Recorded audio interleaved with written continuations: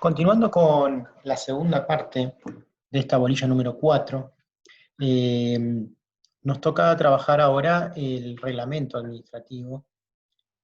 Y en este contexto de pandemia y de sobreabundancia de decretos de necesidad de urgencia, reglamentos delegados o decretos delegados, vamos a ver que precisamente esta parte de la bolilla adquiere mayor importancia y actualidad fundamentalmente.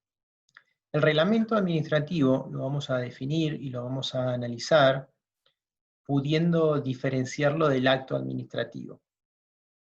Fundamentalmente en cuanto a su alcance. Vamos a pensar que el reglamento administrativo, a diferencia del acto administrativo que tenía efectos particulares o hacia un número de personas determinadas, nos vamos a encontrar con que el reglamento, por regla, es de alcance general, que es abstracto y es obligatorio, que va a ser dictado también por la administración pública en ejercicio de la función administrativa y que va a producir efectos jurídicos directos sobre las personas. Ustedes notarán que a rasgos generales, la característica distintiva del reglamento tiene que ver con el alcance. Es decir, a diferencia de lo que pasaba con el acto administrativo, el reglamento va a tener un alcance general, va a ser aplicable a un universo indeterminado de personas, a diferencia del acto administrativo que, reitero, está dirigido hacia una persona o ciudadano o hacia un grupo de personas identificadas o identificables. Entonces, vamos a observar como característica esto que les planteaba. El acto administrativo de alcance general se lo denomina reglamento, y es aquel que está dirigido a un número indeterminado de personas. En el acto particular, el acto administrativo, se indica quiénes son las personas destinatarias de ese acto, o surge de él un campo de destinatario cerrado. Se define al reglamento, entonces, como acto administrativo de alcance general, abstracto, obligatorio, que dicta el Poder Ejecutivo con efectos jurídicos directos sobre las personas. Recuerden esto, que es abstracto, que es obligatorio y de alcance general. Históricamente se ha definido, se ha discutido muchísimo sobre la constitucionalidad y sobre dónde estaba previsto en nuestras mandas constitucionales, nacional y de cada una de las jurisdicciones provinciales, precisamente este poder reglamentario en cabeza del Poder Ejecutivo. Recuerden que en nuestra Constitución Nacional, luego de la reforma, se previó que el poder reglamentario del Poder Ejecutivo es el que prevé el artículo 99, incisos segundo y tercero de la Constitución Nacional, y el artículo 76, también reformado, quien reconoce, o quienes reconocen específicamente o expresamente al Poder Ejecutivo sus facultades para dictar decretos de ejecución, decretos delegados, e inclusive, como ustedes lo saben, decretos de necesidad de urgencia. Es decir, y a partir de acá empieza lo que vamos a ir trabajando con las distintas clasificaciones. El presidente o el Poder Ejecutivo no solo va a dictar decretos o reglamentos de ejecución, que van a ser precisamente lo que tiene que ver con lo reglamentario, sino también va a dictar leyes.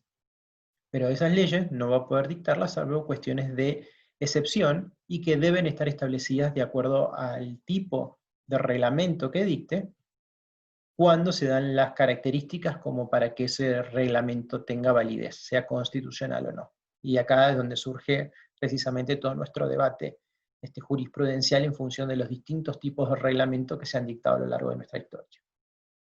Entonces recuerden, estas competencias de tipo legislativas que se otorgan al Poder Ejecutivo debe estar limitada y deben cumplir determinadas formas para que efectivamente no sean declaradas por nuestros tribunales como inconstitucionales. Yo ahí planteo en la diapositiva teoría versus realidad, porque el reglamento debe ser dictado por el órgano constitucionalmente competente, con absoluta observancia de las normas de rango superior, constitución, tratados, leyes, etc., pero además su validez va a depender específicamente de que se cumpla con los principios generales del derecho. La verdad es que en un sistema constitucional netamente presidencialista o muy fuertemente presidencialista como el nuestro, el Poder Ejecutivo, a medida que se le van otorgando funciones, y esto no tiene que ver con determinado partido político, ¿no? Sino en general, se le van entregando funciones propias de otros poderes del Estado, se hace mucho más fuerte, y esto ha generado que se desnaturalice el poder excepcional que se le otorgó a los distintos ejecutivos como para legislar. En consecuencia, si bien en principio constitucionalmente está permitido, bajo determinados parámetros, formas y reglas, en la práctica vamos a ver que se han traspasado determinados límites en más de una oportunidad, y ello ha generado la necesidad de la intervención judicial para, en algunos casos, declarar la inconstitucionalidad de los decretos de necesidad de urgencia, de los reglamentos delegados, porque se exceden o no cumplían con las formas y las competencias para los cuales se autoriza constitucionalmente al Poder Ejecutivo a legislar. Bueno, a partir de allí entonces, el primer punto o uno de los puntos del programa tiene que ver con cómo se prepara un reglamento. Solo podemos encontrar a nivel nacional un decreto, que es el decreto 1772 del año 2003, en la que se plantea lo que tiene que ver con la elaboración participativa de los reglamentos, y establece allí algunos parámetros como para desarrollarlo el reglamento. Debe elaborarse el proyecto que explique el objeto y los fundamentos, la necesidad y la oportunidad. Deben existir informes técnicos, económicos y jurídicos que sirvan de fuente o de fundamento precisamente a ese reglamento que se va a emitir. Recuerden la regla de que el reglamento va a ser obligatorio, abstracto y de alcance general. Entonces la importancia de que se cumplan con toda esta forma o metodología de preparación para que no vulnere derechos. A su vez, la incorporación de los distintos órganos, agentes estatales, etcétera, debe publicarse al público en general, y debe tener este público debe poder participar precisamente de la elaboración de ese proyecto y consensuar, en cierta manera, con el Estado, el cómo en definitiva resulte luego materializado. En la práctica no hay debates, no hay audiencias, no hay consultas públicas, etcétera, etcétera, etcétera. Entonces ello genera que los reglamentos sean definitivamente una decisión unilateral del Poder Ejecutivo que define cuestiones de política pública. Finalmente, ese reglamento debería ser aprobado y publicado para generar esos efectos generales y abstractos de los que hablábamos. Esta sería la metodología, o en esta diapositiva vemos cuál es la metodología, o cuál debería ser la metodología de preparación de cada uno de los reglamentos. Ahora vamos a ver lo que tiene que ver precisamente con el régimen jurídico de esos reglamentos. Vamos a tener, o generalmente es lo que se pregunta, tres postulados. El primero es la inderogabilidad singular de los reglamentos. ¿Qué quiere decir? Que emitido un reglamento publicado en función del alcance general, de que es abstracto y que es obligatorio, el Estado no va a poder dejar de aplicarlos a un caso particular, creando una excepción o un privilegio particular hacia determinado ciudadano.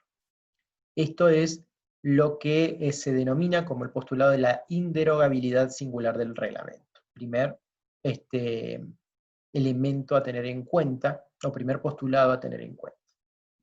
El segundo postulado es si en el marco de los reglamentos se aplica o no la Ley de Procedimientos Administrativos 19.549 respecto desde qué momento van a producir efectos jurídicos precisamente estos reglamentos. Por regla, y así lo establece Balbín, por ejemplo, que el artículo 11 de la Ley de Procedimiento Administrativo dice que el reglamento va a adquirir eficacia desde su publicación. Con esa lógica, va a ser de cumplimiento obligatorio aún a aquellas personas que no lo conozcan, y esto nos va a pasar muchísimo, que van a ver que mucha gente les va a plantear cotidianamente que no conocían de la existencia del reglamento, del decreto, en este momento, por ejemplo, de muchas modificaciones en cuanto a lo que tiene que ver con la salubridad pública y la posibilidad o no de circulación. Se dictan reglamentos constantemente que van modificando lo que pasaba en los días anteriores, y en principio debe presuponerse que desde que han sido publicados la gente los conoce. En la práctica esto no siempre ocurre, y en muchas oportunidades van a ustedes a tener precisamente la consulta en relación a que no conocía, debiendo conocer. Es difícil a veces explicárselo al ciudadano, indicando que, bueno, que es una norma, que está publicada y que como tal uno debía conocerla y cumplirla. En caso de que no se indique en el mismo reglamento desde cuándo va a empezar a producir efectos, se debe aplicar las disposiciones del artículo 103 del decreto reglamentario, que es el decreto 1759 del año 72, y en ese caso va a producir efectos desde el 8º día de la publicación oficial. Esto estamos hablando precisamente de cuándo genera efectos precisamente, o a partir de cuándo genera efectos los reglamentos. Segundo postulado. El tercero tiene que ver con cómo se impugnan los reglamentos. Y acá una diferencia sustancial con el régimen precisamente del acto administrativo. Recuerden que el acto administrativo producía efectos jurídicos directos e inmediatos. ¿Hacia quién? Hacia aquella persona a la que van dirigidas, o en su caso, hacia aquellos sujetos identificables a los que se dirigía el acto. Y acá hablamos de que un reglamento, por regla, es abstracto, de alcance general, es decir, que sería de aplicación a toda la ciudadanía. Esto indica que van a existir dos formas de impugnar el reglamento, lo que se denomina impugnación directa, que está previsto en el artículo 24 de la Ley de Procedimiento Administrativo, y es lo que la normativa indica que permite atacar el reglamento mediante un reclamo, y a partir de ese momento atacar directamente la naturaleza precisamente del reglamento. La impugnación indirecta es aquella que se va a dar cuando el particular se ve afectado por un acto individual que el Estado emitió producto de la existencia de ese reglamento. Y entonces acá el particular lo que va a hacer es atacar directamente, vía recursiva y en forma refleja, las disposiciones del reglamento. Porque lo que está atacando no es el reglamento en sí de manera directa, sino el acto de aplicación de ese reglamento que lleva adelante precisamente el Poder Ejecutivo. Es decir, impugnación directa cuando el particular el ciudadano, se presenta a impugnar el reglamento, sin que exista un acto de aplicación respecto de él. La impugnación indirecta es cuando la administración pública, utilizando precisamente las disposiciones de ese reglamento, aplica respecto del particular un acto concreto, que tiene base o fuente en ese reglamento, pero que sin embargo el particular puede impugnarlo vía recurso, es decir, impugnando administrativamente el acto particular. Se ataca el acto particular y reflejamente se está impugnando el reglamento. Estos son los tres postulados que en principio detalla Balbín, que deben ser considerados como el régimen jurídico de los reglamentos. Ingresamos a ver las clases de reglamento. Y quiero plantearles acá que pueden existir diferencias de conceptualización, y hasta algunos sostienen que las clasificaciones son meramente didácticas e ilustrativas, pero que pueden variar. Entonces, en función de ello, nosotros vamos a tomar el siguiente detalle como para explicarlo. Vamos a observar que existen reglamentos de tipo autónomos, que existen reglamentos internos, reglamentos de ejecución, reglamentos delegados y reglamentos de necesidad y urgencia.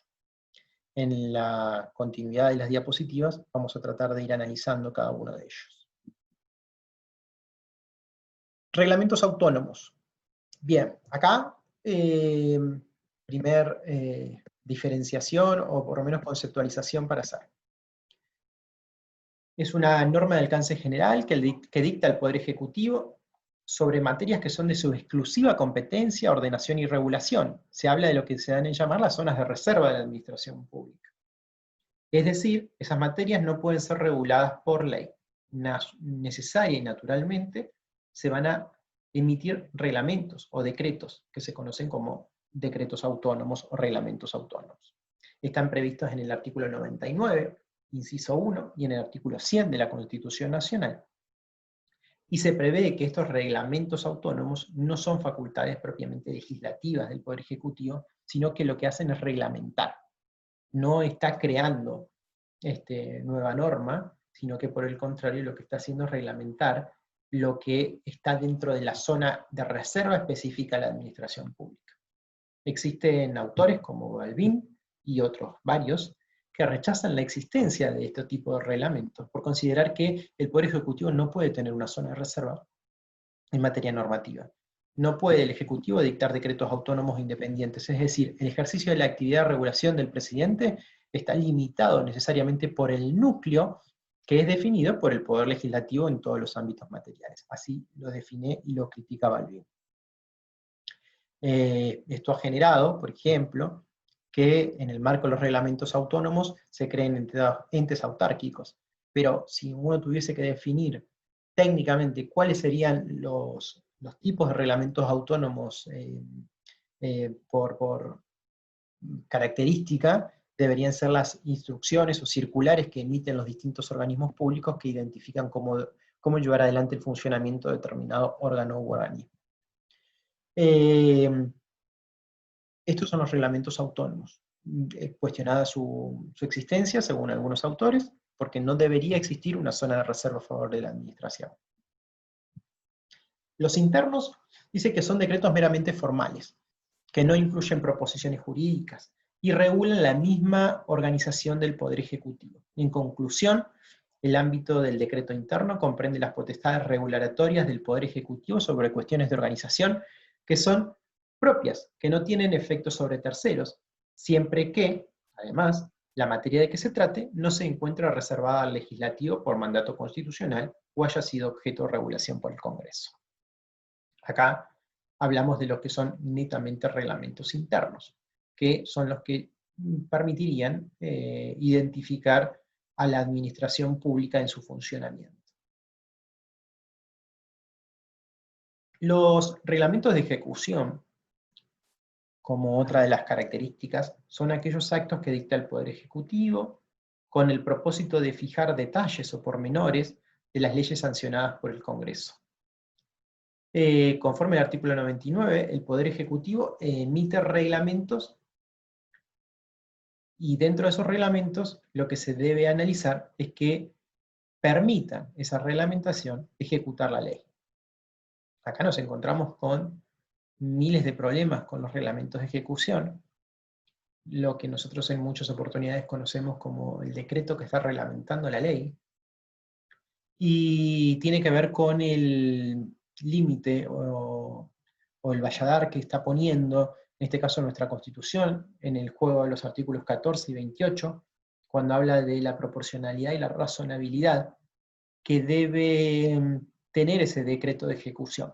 Ese decreto de ejecución no puede alterar el espíritu de la ley, y en muchas oportunidades esto ocurre. Y esto ocurre, y les voy a contar un caso, que bueno, ahí está marcado, pero de Gentini, como ese hay un montón, del 2008, que en este caso lo que se planteaba es que la norma reglamentaria, es decir, el reglamento de ejecución o el decreto de ejecución, lo que estaba haciendo era sacar de una obligación que creaba la norma. En este caso la norma preveía que las empresas privatizadas tenían la obligación de participar a los empleados en las ganancias.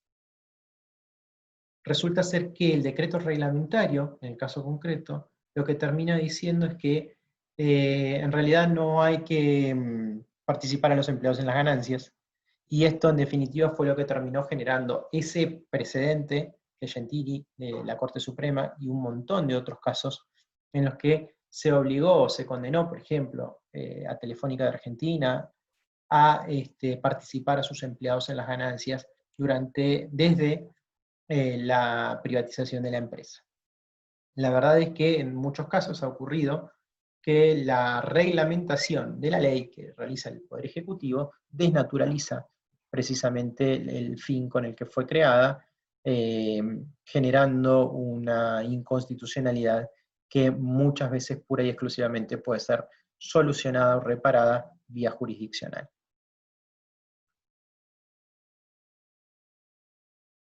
Una interesante discusión jurisprudencial, también entiendo yo que doctrinaria, se ha dado en función de lo que se dan en llamar los reglamentos delegados o la famosa delegación legislativa, que, sostienen algunos, altera sustancialmente el sistema de división y equilibrio de los poderes. Acá los reglamentos delegados tienen una naturaleza pura y exclusivamente legislativa. El Congreso transfiere al Ejecutivo su competencia. Recuerden ustedes que con la reforma constitucional del 94 se incorpora en el artículo 76 la delegación legislativa.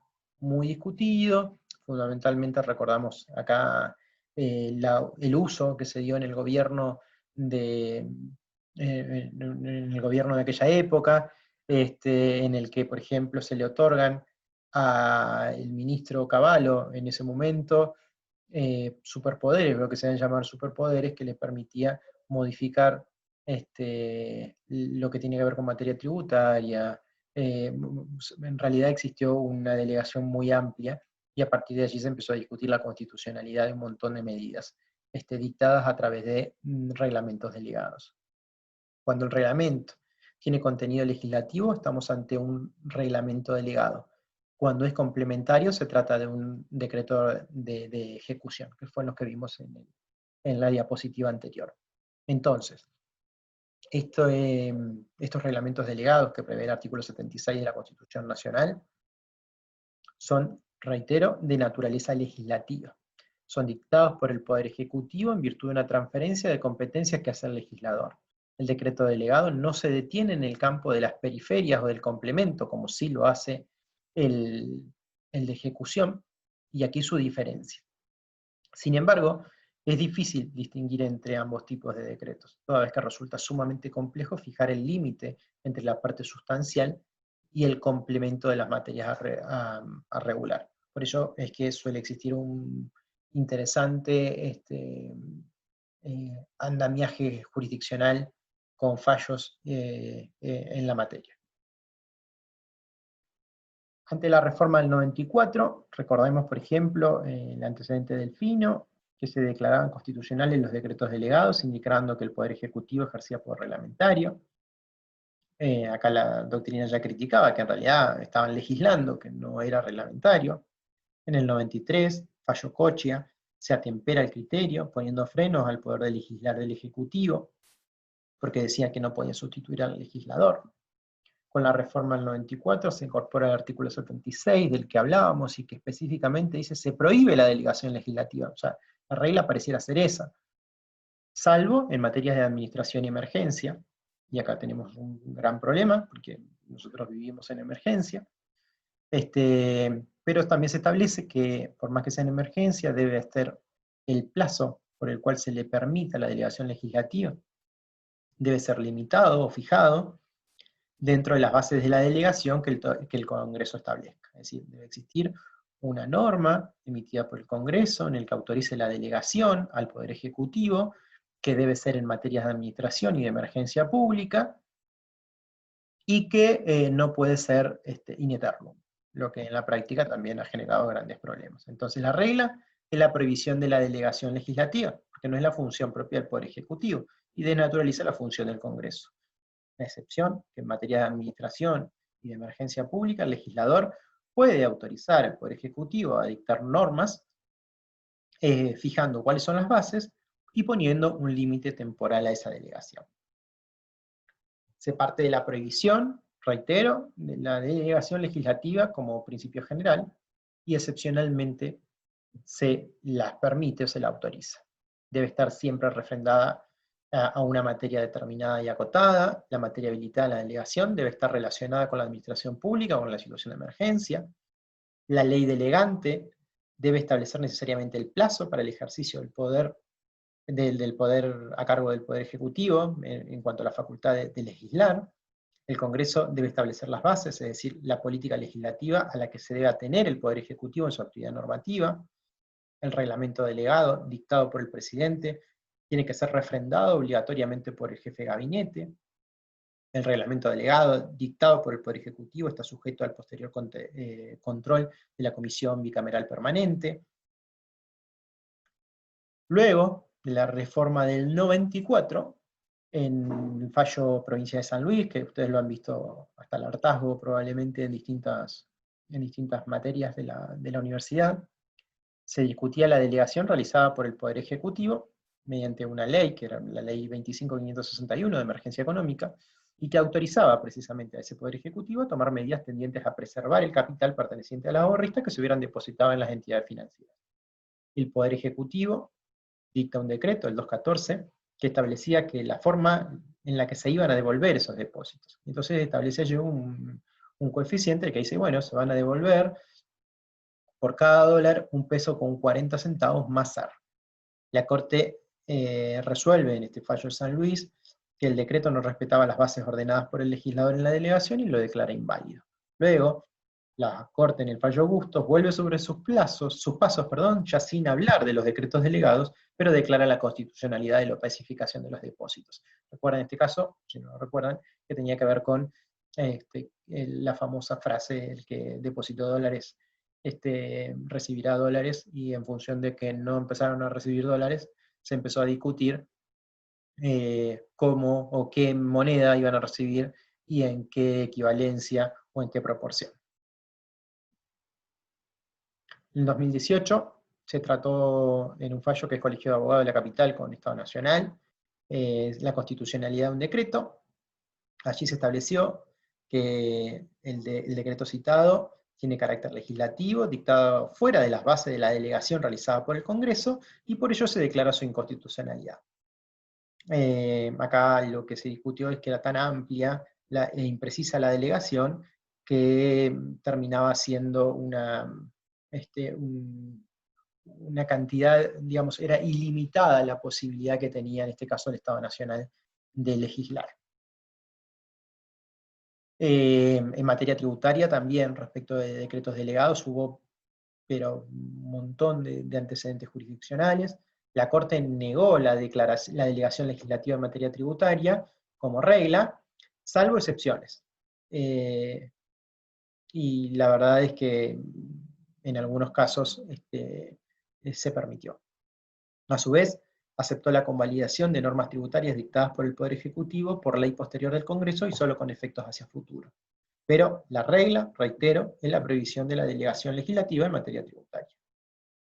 Excepciones, bueno, ahí en la diapositiva estableció algunas. La posibilidad de delegar la determinación final de la alícuota del tributo, entre un máximo y un mínimo fijado por la ley delegante, determinar el momento para aplicar total o parcialmente un tributo, la posibilidad de crear o suprimir exenciones tributarias de acuerdo a los lineamientos fijados en la ley de bases, permitir limitadamente por medio de una ley delegante la creación de tasas que puedan cobrar por sus servicios determinados organismos administrativos, etc. La realidad es que existieron excepciones a la regla que indicaba que en materia tributaria el Poder Ejecutivo no podía hacer uso precisamente de la delegación legislativa. Acá ingresamos a otro tipo de reglamentos de suma importancia a esta altura, que son los reglamentos de necesidad de urgencia, los DNU. No quiero ni voy a pretender explicar algo que ustedes ya han analizado en derecho constitucional, pero sí, claro está que nuestra Constitución en el año 94 incorpora, y la figura o la posibilidad de legislar al Poder Ejecutivo a través de decreto de necesidad de urgencia. Técnicamente se lo define como un acto de alcance general dictado por el Poder Ejecutivo con carácter excepcional, en ejercicio de una competencia orgánicamente atribuida al Poder Legislativo, con características que lo diferencian de la actividad reglamentaria ordinaria. La diferencia con la delegación legislativa, con los decretos delegados, es la falta de autorización previa del Congreso. Este es el punto central o esencial. Acá no necesito una ley que me autorice llevar adelante reglamentos, como en ese caso, los reglamentos delegados. O sea, la posibilidad de legislar por parte del Poder Ejecutivo. Acá directamente por razones de necesidad y urgencia, sin autorización previa del Congreso dictada por ley delegante, yo voy a poder emitir reglamentos o leyes o normas de alcance general a través de decreto de necesidad de urgencia. Discutidísimo en este contexto en el que nos encontramos por estos tiempos, si, por ejemplo, es constitucional el decreto 297 del año 2020, en el que se dispuso la restricción a la libertad ambulatoria. Y bueno, acá les agrego en la pantalla precisamente un fallo, en este caso una sala criminal, en la que prevé que la verdad no es inconstitucional, sostiene el decreto de necesidad de urgencia, lo funda o lo plantea pura y exclusivamente en la protección de la salubridad, y que la restricción de la libertad ambulatoria, en este caso se encontraba fundado en las necesidades de salubridad, de protección del orden público, y que en función precisamente de lo que estamos viviendo, se justificaba esa restricción de la libertad, o de uno de los principios constitucionales como la libertad ambulatoria, derecho a reunión, etc. La verdad es que acá no se ingresa al fondo de la cuestión relacionado con si era una materia propiamente legislable a través de decreto de necesidad de urgencia. Creo yo, o en mi opinión, que no es discutible, y creo que sí era legislable este punto a través de decreto de necesidad de urgencia, en función de cómo se desarrolló el desarrollo, precisamente, o valga la redundancia, del COVID-19 y la pandemia. Se discute fuertemente si el DNU que dispuso la intervención transitoria de la empresa Vicentín, que es el decreto 522 del 2020, es constitucional, y lo que plantean acá es si no había forma de seguir el procedimiento ordinario para disponer esa disposición transitoria. Esto generó ideas de vuelta, discusiones, muchos pronunciamientos respecto a la inconstitucionalidad del decreto. Y la verdad es que el decreto, el DNU, a mi modo de ver, no deja de ser inconstitucional, porque yo creo que sí se podía trabajar con otras figuras jurídicas, por ejemplo, la expropiación, pero que bueno, ahí había que llevar un procedimiento distinto, porque como ustedes saben, la expropiación se desarrolla por ley. Y sin perjuicio de que existen muchos más pronunciamientos, etc., no quiero dejar de contarles que en este último tiempo también se dispuso una quita de un porcentaje de la coparticipación hacia la Ciudad Autónoma de Buenos Aires, en función de la discusión salarial que arranca con las fuerzas de seguridad, y la exigencia de reivindicación salarial para con la fuerza. En este sentido, para poder solventar ese pago de aumento que se reclama, se dispone distribuir del Producto Bruto Interno una suma de dinero que estaba a favor de la capital de nuestro país, y se transfiere a la provincia. La verdad es que el decreto, que acá es un decreto nacional, que es el decreto 135 del 10 de septiembre del 2020, no es un DNU, entonces acá la realidad es lo que se discute es qué tipo de decreto es. Técnicamente, a mi modo de ver, es un decreto delegado, y está permitida su materialización, porque la misma ley de coparticipación federal, en su artículo 8, y ahí les pongo el número, prevé la posibilidad precisamente de que el Poder Ejecutivo disponga la forma en la que se va a participar, inclusive con la Ciudad Autónoma de Buenos Aires. Así que más allá de la constitucionalidad o no, por otras razones, entiendo yo que acá no estamos hablando de un decreto de necesidad de urgencia, digo por otras razones porque estamos hablando de la proporcionalidad, razonabilidad, etcétera, y hay otros elementos para analizar, pero más allá de esto, no por la forma de emisión de la voluntad administrativa, o de expresión de la voluntad administrativa, porque estamos hablando de un decreto delegado fundado en una ley anterior que así lo autorizaba. Entonces, como en algún momento, pido disculpas, como en algún momento se le otorgó a la capital un punto más en el PBI, producto de un decreto, ahora se quita por decreto, y ese decreto está fundado en la delegación que establece la ley 23.548 respecto precisamente de este punto.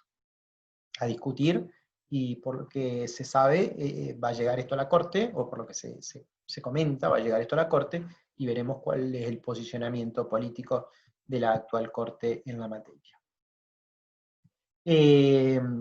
Siguiendo con la idea de los decretos de necesidad de urgencia, recuerden ustedes que ya en el 90 la Corte había emitido en materia de necesidad de urgencia, precisamente en el fallo Peralta, una posición amplia, y permitía las decisiones legislativas por parte del Poder Ejecutivo, validando el decreto 390 que dispuso que los plazos fijos que habían sido congelados pudieran ser, en cierta manera, regulados a través del decreto 36 del 90.